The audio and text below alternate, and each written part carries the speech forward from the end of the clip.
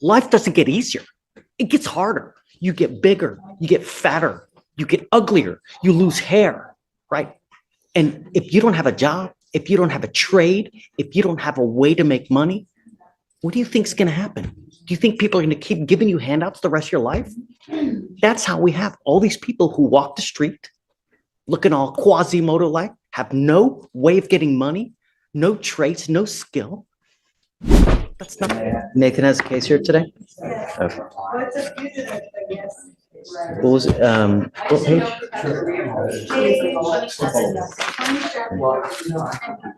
Got it. You were Mr. Trevor Maines? Shh. Mr. Trevor Maines, you're charged with criminal trespass. You're facing up to 6 months in jail and or a $2,000 fine. Oh, guys, crap. I'm sorry. Sorry, John D. And thanks, Mark. This is Mr. Trevor Maines. It's the last name, Trevor Maines. I guess under Trevor. Sorry about that, Judge. It's okay. So officer, are you ready for me? Yeah, okay. We're going to do probable cause. You have the right to remain silent. Anything you say can or will be used against you. You have the right to have an attorney present. If you cannot afford one, one will be appointed to you, sir. Okay. Officers were dispatched to a bar in Harris County, Texas, in response to a suspicious person. The complaining witness, a security guard, told the officer that the defendant had left the bar and gotten into his car, but then returned a short time later carrying a gun. While there were other parties arguing in the outdoor area of the bar. The defendant took the gun and threw it under the fence. The complaining witness retrieved the gun, took the bullets out, and returned the gun to the defendant and told him to leave. Complaining witness then observed defendant go to the back of the bar and hop the fence to get back inside. So they had told him to exit the bar, you said? Yes, Judge. Okay. Mr. Trevor, I'm going to find that there's probable cause to go forward with your case. How old are you, sir? 7. What do you do with yourself these days? What do you do with yourself these days? So I'm unemployed. I don't have a job. How come? Just moved here. Just moved out here. From where?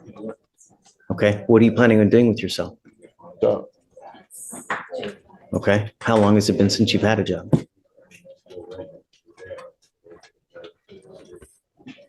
Like 2-3 years ago. 2-3 years since you've had a job? How do you support? How do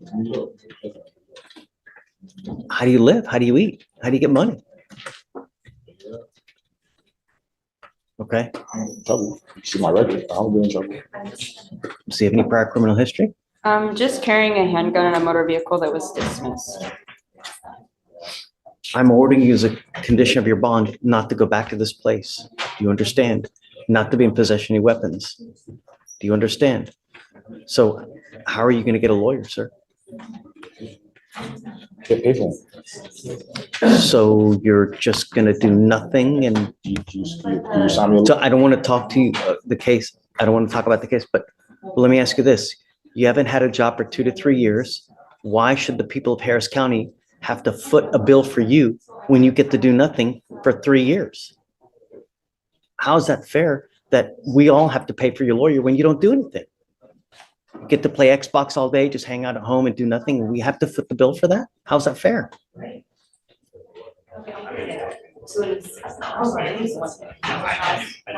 don't have it. What you want me to do? So here's what we're gonna do. I'll have you fill out an application. I'm now making a condition of your bond. You got to get a job. And I'm gonna bring you back in 2 weeks. I want to see what you've done to get a job. You're 27 years old, dude. This life is really, really tough without money. And the older you get, life doesn't get easier. It gets harder. You get bigger, you get fatter, you get uglier, you lose hair, right? And if you don't have a job, if you don't have a trade, if you don't have a way to make money, what do you think is going to happen? Do you think people are going to keep giving you handouts the rest of your life? That's how we have all these people who walk the street looking all Quasimodo-like, have no way of getting money, no traits, no skill. That's not the way to go through life, man. Now is when you work your ass so that when you become 60, when you become 70, you have a cushion, you have somewhere to land. So you have a house, you have a nest egg savings. Because if not, I'm going to tell you now, you're going to have a really, rotten and miserable life. This life is a journey, and it's really a good journey where you buy nice things, have nice clothes, take nice vacations, pretty wife, kids, or it can be a rotten toilet of an existence where you're in and out of jail. You ain't got no money. You're begging every single person for this and for that. And that's not the way to go through life. Did you even graduate from high school? I want you to get a job. I will give you a lawyer today, but you're not to use alcohol. You're not to use illegal drugs. And I'm going to test you like crazy. I want you to know that now. And I'm going to hold you to a standard as well. Do you understand? And if you don't, life's not going to go well between you and I. I'm just telling you that now. You will be held to a standard. I'm going to bring you back in 2 weeks, and I want to see what you have done to get a job. If you come back here and you ain't got nothing in your hand, it's not going to go well. Do you understand? You might give an application. Page 28. You heard the conditions, huh? No, right. Random testing, no alcohol, no dope, no going back to this location, no weapons, and JOB. Okay, Vic, Available on page 28. good morning, Mr. Venable. Yes, sir.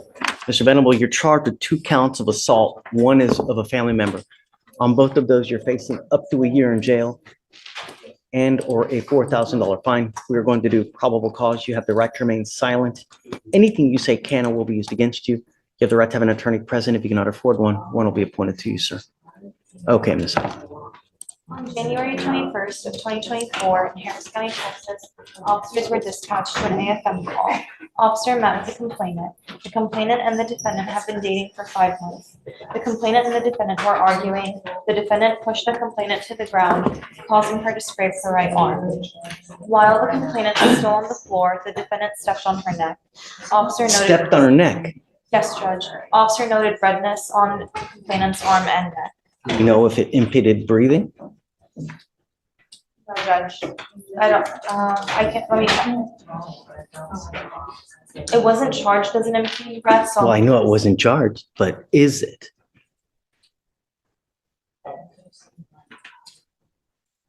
The DIMS don't say that she had any trouble breathing, but I'll look at the offense report, Judge. And here's the other thing. The first assault is from October of 23. The second assault is from January of this year. Yes, Judge. And now we have a felony evading arrest on December 10th. Yes, Judge. Were these 2 Bs? Was he out on bond for these? Vic, do you know? It looks like. No, So it this is looks- Venable, who's now picked up a 3rd case. He had 2 misdemeanors, one's from 23, one's from 24. Did we ever do PC or had he ever been on bond No, Judge, it was just a non-arrival. for the whole time? All right.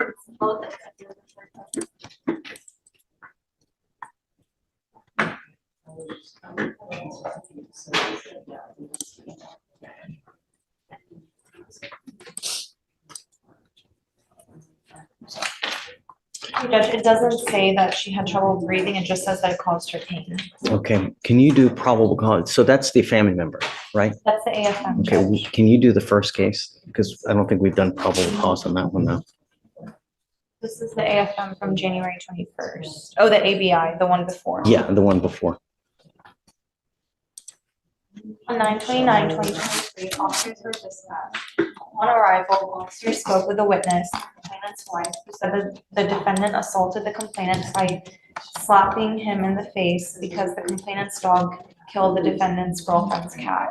Then officers spoke with the complainant, who said he had invited the defendant into his residence to discuss the situation when the defendant said she should knock the shit out of him. And the next thing complainant knew, the defendant had struck him across the left side of his face with his hand, causing pain.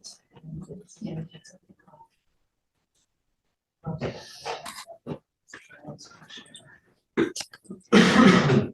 Venable, I want you to understand one thing, that I'm going to do everything in my power to protect my community at all costs. Sure. And if that means I have to make your bond extremely high, taking you into custody, kicking and screaming, I'll do it in a heartbeat. Do you understand? Sure. I'm ordering you as a condition, I'm going to find probable cause on both of your cases, and I'm ordering you not to have any contact with either of the people in this case. Sure. There's a protective order that has been issued in the family case. I would get to know it. Don't say anything.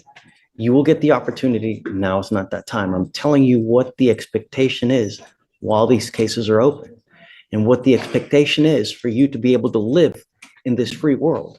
Because if you don't abide by these expectations, I'm going to take the free world away from you. You are not to consume alcohol or illegal drugs, and I'm going to randomly test you. You're also not to have contact with either of these people, not to be in possession of any weapons, and abide by the conditions of the protective order. If you violate those conditions of the protective order, the state can file a fourth case, a violation of a protective order. If they do, that is the capital murder of misdemeanors. It's one of the worst cases you can pick up, and you violate those conditions, I can have a hearing to hold you at zero bond, and I'll do it in a heartbeat to protect every person. Do you understand? Yes, sir. Yes, Your Honor.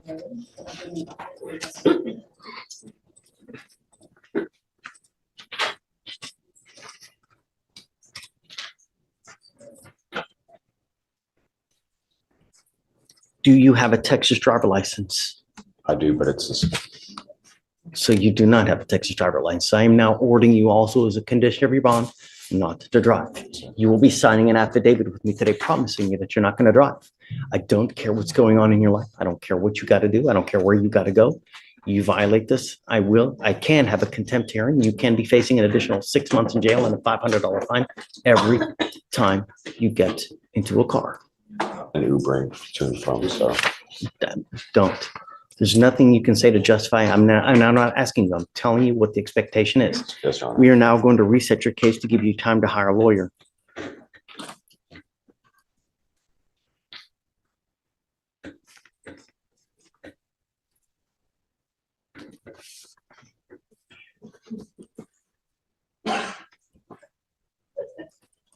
So for now, I'm going to have you come up here, sign this order, promising us you're not going to drive.